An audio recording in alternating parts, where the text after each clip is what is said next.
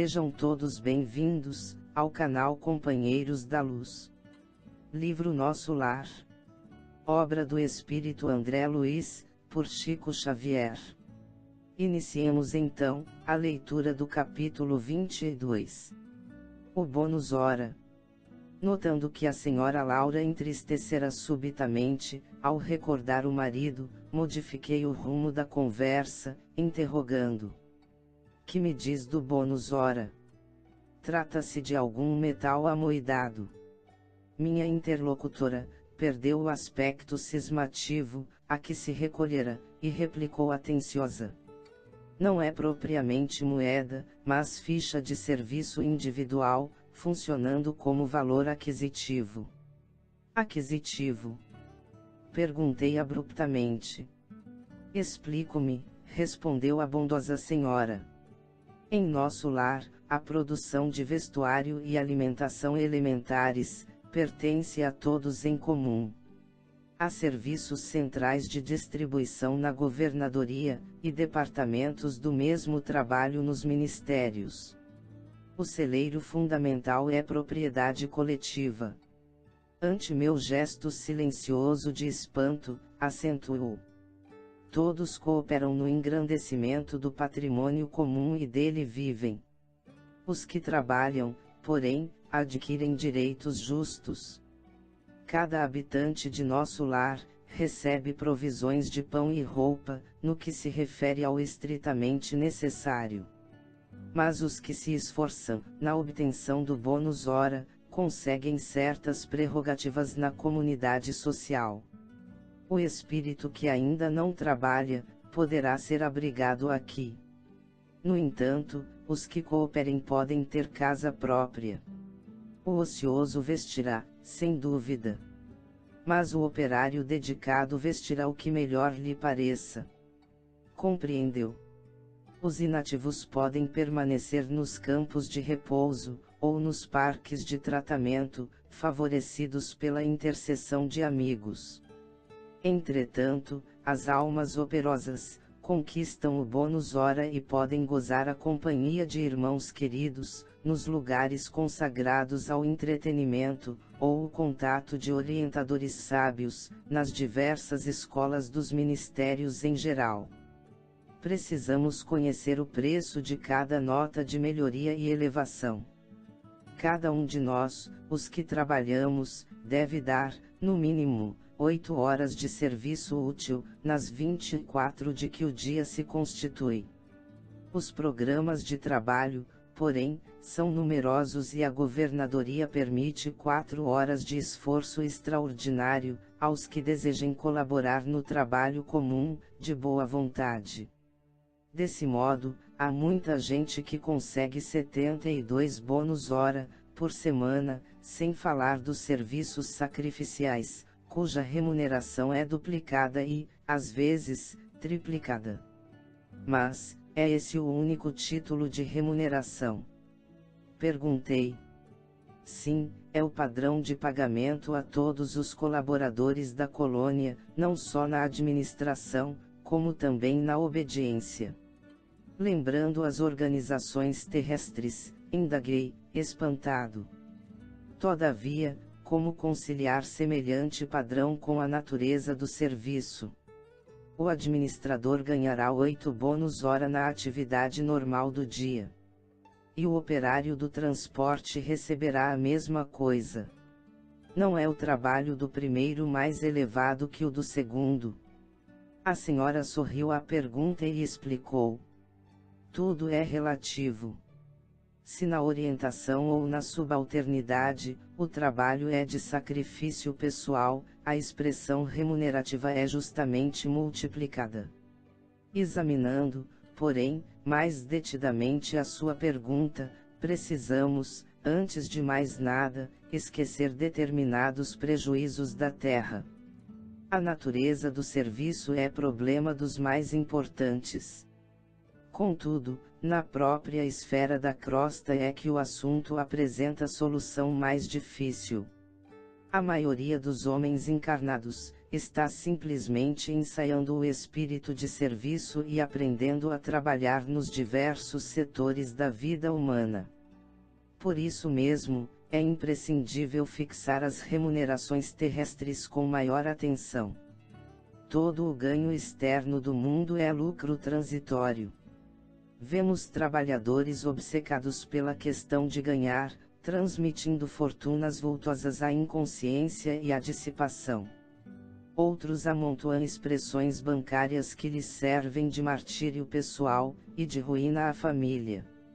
Por outro lado, é indispensável considerar que, 70% dos administradores terrenos, não pesam os deveres morais que lhes competem.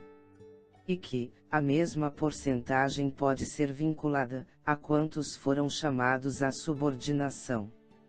Vivem, quase todos, a confessar a ausência do impulso vocacional, recebendo embora os proventos comuns aos cargos que ocupam.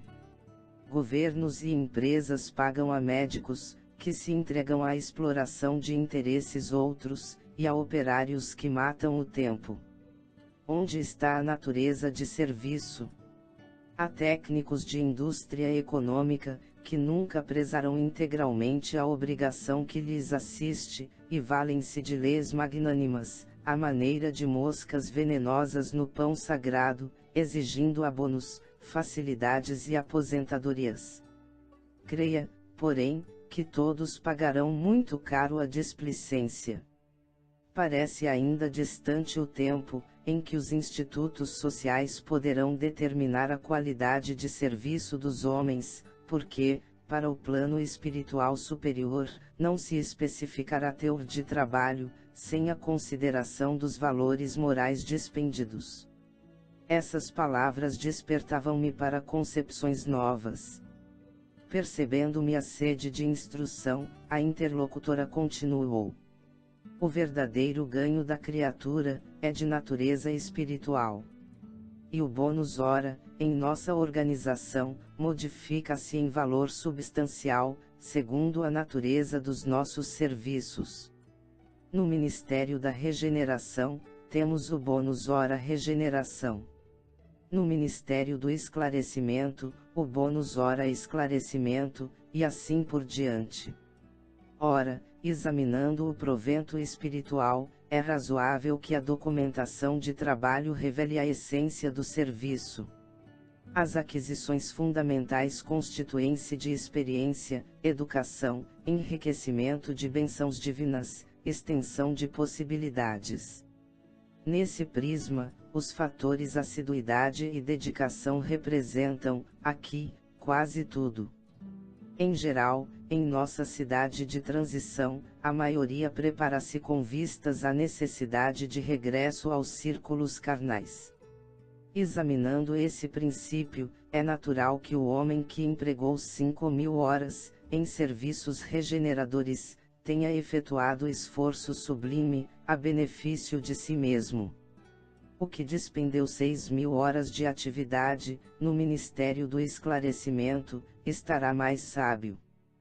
Poderemos gastar os bônus hora conquistados. Entretanto, é mais valioso ainda o registro individual da contagem de tempo de serviço útil, que nos confere direito a preciosos títulos. Semelhantes instruções interessavam-me profundamente. Poderemos gastar nossos bônus hora, a favor dos amigos? Indaguei curioso. Perfeitamente, disse ela. Poderemos repartir as bênçãos de nosso esforço com quem nos aprouver. Isto é direito inalienável do trabalhador fiel. Contam-se por milhares as pessoas favorecidas em nosso lar, pela movimentação da amizade e do estímulo fraternal. A essa altura, a genitora de Lísias sorriu e observou. Quanto maior a contagem do nosso tempo de trabalho, maiores intercessões podemos fazer. Compreendemos aqui, que nada existe sem preço, e que para receber é indispensável dar alguma coisa. Pedir, portanto, é ocorrência muito significativa na existência de cada um. Somente poderão rogar providências, e dispensar obséquio, os portadores de títulos adequados. Entendeu?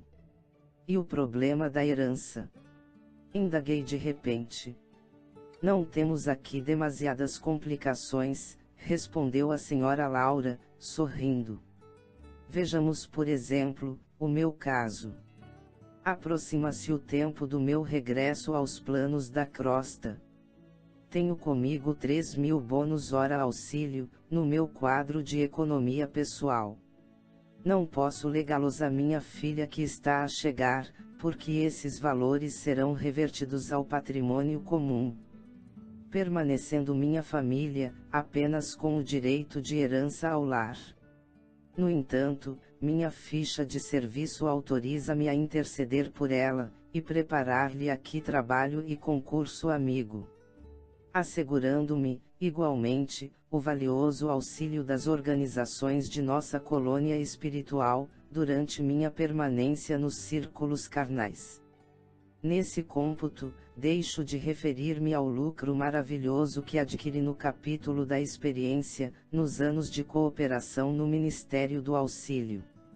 Volto à Terra, investida de valores mais altos e demonstrando qualidades mais nobres de preparação ao êxito desejado. E a atirar-me em exclamações admirativas, referentes ao processo simples de ganhar, aproveitar, cooperar e servir. Confrontando aquelas soluções, com os princípios imperantes no planeta. Mas um brando burburinho aproximou-se da casa. Antes que pudesse emitir qualquer observação, a senhora Laura murmurou, satisfeita. Nossos queridos estão de volta. E levantou-se para atender. Chegamos ao final de mais um capítulo. Boa reflexão. Que Deus abençoe a todos. Não percam o próximo capítulo, de número 23. Saber ouvir. Muito obrigado, e até logo.